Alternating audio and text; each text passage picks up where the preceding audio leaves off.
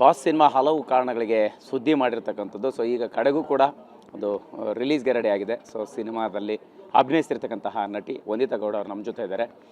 Madam, ಈಗ ಸಹಜವಾಗಿ ಒಂದು ಸಿನಿಮಾದಲ್ಲಿ ಆ್ಯಕ್ಟ್ ಮಾಡೋವಾಗ ಒಂದಿಷ್ಟು ನಿರೀಕ್ಷೆಗಳಿರುತ್ತೆ.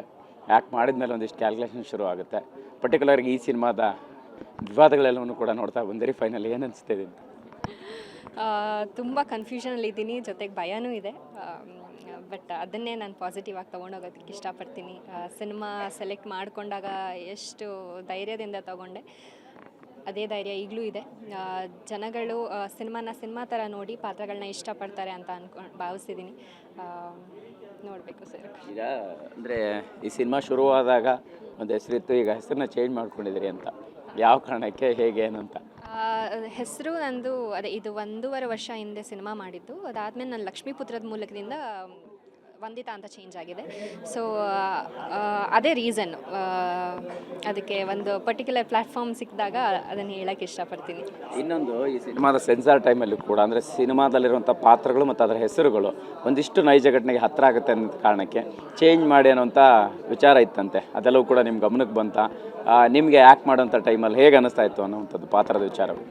ಅಂದರೆ ಅದು ನನಗೆ ಗೊತ್ತಿಲ್ಲ, ನೀವು ಹೇಳ್ತಿರೋದ್ರಿಂದ ಗೊತ್ತಾಗ್ತಿದೆ. ಅಂದರೆ ಆ ಸಿನಿಮಾ ಮಾಡಿದ್ದೀನಿ ಅಥವಾ ಇದರಿಂದ ಚೇಂಜ್ ಆಗಿದೆ ಅನ್ನೋದೆಲ್ಲ ಸುಳ್ಳು. ನಂದು ಕೆಲವೊಂದು ಪರ್ಸ್ನಲ್ ರೀಸನ್ನಿಂದ ಚೇಂಜ್ ಆಗಿದೆ. ಹಾಗೂ ನಮ್ಮ AP ಅರ್ಜುನ್ ಸರ್ ಆ್ಯಕ್ಚುಲಿ ಇದಕ್ಕೆ ಮುಖ್ಯ ಕಾರಣ, ನನ್ನ ಹೆಸರು ಚೇಂಜ್ ಆಗಬೇಕು ಅಂತ. ಬಟ್ ಅದಕ್ಕೆ ಏನೂ ಸಂಬಂಧ ಇಲ್ಲ. ಸಿನಿಮಾ ಇನ್ನೊಂದು ನೆಕ್ಸ್ಟ್ ಕ್ವೆಶನ್ ಏನು ಕೇಳಿದ್ರಿ? ಅದೇ ಅಂದರೆ ಈಗ ಆವಾಗ ಚೇಂಜ್ ಮಾಡ್ಕೊಳ್ಳೋಂಥ ಪ್ರಯತ್ನ ಇರಲಿಲ್ಲ. ಅಂದರೆ ಈ ಸಿನಿಮಾದಲ್ಲಿನ ಪಾತ್ರದ ಹೆಸರುಗಳು ಸೆನ್ಸಾರ್ ಟೈಮಲ್ಲಿ ಒಂದಿಷ್ಟು ಚೇಂಜ್ ಮಾಡಬೇಕು ಅಂತ ಹೇಳಿದ್ರಂತೆ. ಆ ಕಾರಣ ಎಲ್ಲ ನಿಮ್ಗೆ ಗೊತ್ತಾಯ್ತಾ, ಹೇಗೆ ಏನು ಅಂತ ಕೇಳಿದೆ? ಅದು ಗೊತ್ತಿರಲಿಲ್ಲ ಸರ್ ನನಗೆ. ಈ ಥರ ಎಲ್ಲ ಏನಿಲ್ಲ, ನಂದು ಏನು ಮೋನಿಕಾ ಅಂತ ಹೆಸರಿತ್ತು, ಅದೇ ಕಂಟಿನ್ಯೂ ಆಗಿದೆ ಸಿನಿಮಾದಲ್ಲೂ ಅಷ್ಟೇ. ಎಸ್, ಇನ್ನು ಪರ್ಟಿಕ್ಯುಲರ್ ಆಗಿ ಸಿನಿಮಾದಲ್ಲಿನ ಪಾತ್ರ ಶೀಲಾ ಗೌಡ ಅನ್ನುವಂಥದ್ದು. ಸೊ ಈಗ ಅದೆಲ್ಲೋ ಒಂದು ಕಡೆ ನೈಜ ಘಟನೆಗೆ ಹೋಲಿಕೆ ಆಗುವಂಥ ಪಾತ್ರನ ಅನ್ನುವಂಥ ಕುತೂಹಲ ಇದೆ. ಸೊ ಅದರ ಬಗ್ಗೆ ನೀವು ಪಾತ್ರಧಾರಿಯಾಗಿ ಹೇಗೆ ಅನ್ನಿಸ್ತು? ಆ್ಯಕ್ಟ್ ಮಾಡುವಾಗಂಥ ಸನ್ನಿವೇಶಗಳು ನಿಮ್ಗೆ ಕನೆಕ್ಟ್ ಆಗ್ತಾ ಹೋಯ್ತಾ? ಇತ್ತೀಚೆಗೆ ನಡೆದಂಥ ಒಂದು ಘಟನೆ ಅನ್ನೋದು? ಆ ಥರ ತುಂಬ ಇನ್ಸಿಡೆಂಟ್ಸ್ಗಳಿದೆ. ಈ ಥರ ನೈಜ ಘಟನೆಗಳನ್ನ ತಗೊಂಡು ಮಾಡಿರೋವಂಥದ್ದು. ಬಟ್ ಇದರಲ್ಲಿ ನಾನು ನನ್ನ ಪಾತ್ರನ ನನ್ನ ರೀತಿಯಲ್ಲಿ ನಾನು ಎಷ್ಟು ವಿಭಿನ್ನವಾಗಿ ಮಾಡ್ಬೋದು ಅದನ್ನು ನಾನು ಮಾಡಿದ್ದೀನಿ. ಇದಕ್ಕೆ ಯಾರ್ದು ಒಂದು ಇನ್ಸ್ಪಿರೇಷನ್ ಆಗಿ ತಗೊಂಡು ಕೆಲವೊಬ್ಬರನ್ನ ನೋಡಿ ಅದನ್ನು ಫಾಲೋ ಮಾಡಿಲ್ಲ. ನನ್ನ ಕತೆ ಹೆಂಗೆ ಹೇಳಿದ್ದಾರೆ ಅದನ್ನು ನಾನು ಯಾವ ರೀತಿ ಡೆಲಿವರ್ ಮಾಡ್ಬೋದು ನನ್ನ ಆ್ಯಕ್ಟಿಂಗ್ ಸ್ಕಿಲ್ಸಲ್ಲಿ ನಾನು ಅದನ್ನು ಮಾಡಿದ್ದೀನಿ. ಈ ಸಿನಿಮಾದ ಟ್ರೈಲರ್ ನೋಡಿದಾಗ ನಿಮ್ಗೇನು ಅನ್ನಿಸ್ತು? ಎಲ್ಲೋ ನೋಡಿದ್ದೀನಿ, ಎಲ್ಲೋ ಕೇಳಿದ್ದೀನಿ ಅಂತ ಅನ್ನಿಸ್ತಾ, ಹೇಗೆ ಅಂತ? ಎಲ್ಲರೂ ಅನ್ಕೊಳ್ಳೋ ಥರ ನನಗೂ ಅನಿಸುತ್ತೆ ಖಂಡಿತ. ಆದರೆ ಸಿನಿಮಾ ನೋಡೋ ತನಕ ಕಾಯಬೇಕಲ್ವ ಎಲ್ಲರೂ. ಸಿನಿಮಾ ನೋಡಿದ್ಮೇಲೆ ಕಂಪ್ಲೀಟಾಗಿ ಒಂದು ಪಿಕ್ಚರ್ ಗೊತ್ತಾಗುತ್ತೆ ಇದು ಏನು ಅನ್ನೋ ಥರ. ಸೊ ನಾನು ಕಂಪ್ಲೀಟ್ ಸಿನಿಮಾ ನೋಡಿಲ್ಲ, ನಾನು ವೆಯ್ಟ್ ಮಾಡ್ತಾಯಿದ್ದೀನಿ. ಈಗ ಪರ್ಟಿಕ್ಯುಲರ್ ಆಗಿ ಫ್ಯಾಷನ್ ಡಿಸೈನರ್ ಕ್ಯಾರೆಕ್ಟರ್ ಅನ್ನೋಂಥ ಮಾತು ಕೇಳುವಂತ ಇದೆ.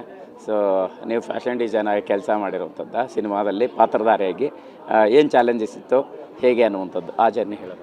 ಅಂದರೆ ನಂದು ಡೆಸಿಗ್ನೇಷನ್ ಫ್ಯಾಷನ್ ಡಿಸೈನರ್ ಆಗಿ ಕೊಟ್ಟಿದ್ದಾರೆ. ಬಟ್ ಅದಕ್ಕೆ ರಿಲೇಟೆಡ್ ಆಗಿ ಏನೂ ಕೆಲಸ ಮಾಡಿರೋದಿಲ್ಲ ಸಿನಿಮಾದಲ್ಲಿ. ಅದಕ್ಕೆ ಅಂದರೆ ಒಂದು ಸ್ಟ್ರಾಂಗ್ ಬೋಲ್ಡ್ ಕ್ಯಾರೆಕ್ಟರ್ ಇರೋದ್ರಿಂದ ಅದು ಒಂದು ಪರ್ಸ್ನಲ್ ಲೈಫಲ್ಲಿ ಹೇಗೆ ತಗೊಂಡೋಗುತ್ತೆ ಅದನ್ನು ತೋರಿಸಿದ್ದಾರೆ ಸಿನಿಮಾದಲ್ಲಿ, ಅಷ್ಟು ಹೇಳ್ಬೋದು ಪಾತ್ರದ ಬಗ್ಗೆ. ಫೈನಲಿ ಬಾಸ್ ಅಂದರೆ ಏನು ಅನ್ನೋಂಥ ಕುತೂಹಲ, ಹೇಗೆ ಕನೆಕ್ಟ್ ಆಗ್ಬೋದು ಆಡಿಯನ್ಸ್ಗೆ ಅನ್ನೋವಂಥದ್ದು? ಬಾಸ್ ಅನ್ನೋದು ಒಂದು ಯೂನಿವರ್ಸಲ್ ವರ್ಡ್. ಸೊ ಬಾಸ್ ಹೆಸರಿಗೆ, ಬಾಸ್ ವರ್ಡಿಗೆ ಎಷ್ಟು ಸ್ಟ್ರೆಂತ್ ಇದೆ, ಅದು ನಮ್ಮ ಸಿನಿಮಾದಲ್ಲೂ ನಮ್ಮ ಕಥೆಯಲ್ಲೂ ಅದೇ ಇದೆ. ಸೊ ಎಲ್ರಿಗೂ ಇಷ್ಟ ಆಗುತ್ತೆ, ಕನೆಕ್ಟ್ ಆಗ್ತಾರೆ ಎಮೋಷ್ನಲಿ.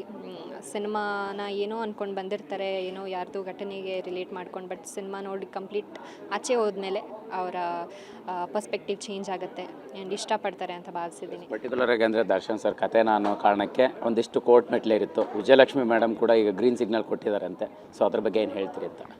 ಅದು ಭಾಳ ಖುಷಿ ಆಗುತ್ತೆ. Because thank you so much Vijayalakshmi madam ಮತ್ತು ದರ್ಶನ್ ಸರ್ ನಮಗೆ ಸಪೋರ್ಟ್ ಮಾಡಿ ಸಿನಿಮಾ ರಿಲೀಸ್ ಮಾಡೋದಕ್ಕೆ ನಿಮ್ಮದೇನು ಅಬ್ಜೆಕ್ಷನ್ ಇಲ್ಲ ಅಂತ ಗೊತ್ತಾಗಿದೆ. ಸೊ ಅದೇ ರೀತಿ ನಾವು ಅವರಿಗೆ ನೋವು ಮಾಡುವಂಥದ್ದು ಏನೂ ಕೆಲಸ ಮಾಡಿಲ್ಲ. ಸಿನಿಮಾ ಅವರು ನೋಡಬೇಕು ಅಂತ ಕಾಯ್ತಾ ಇದ್ದೀನಿ. ನೋಡಿ ನಮಗೆಲ್ಲರಿಗೂ ಹೇಗಿದೆ ಅಂತ ಹೇಳಬೇಕು ಅವರು. Thank you so much sir. ಇದಿಷ್ಟು ಬಾಸ್ ಸಿನಿಮಾದ ನಟಿ ವಂದಿತಾ ಗೌಡ ಅವರ ಮಾತಾಗಿರ್ತಕ್ಕಂಥದ್ದು. ಕ್ಯಾಮ್ರಾ ಪರ್ಸನ್ ವಿಷ್ಣು ಜೊತೆ ಮಾಲ್ತೇಶ್ ಚೆಗ್ಗಿನ್, TV9 ಬೆಂಗಳೂರು.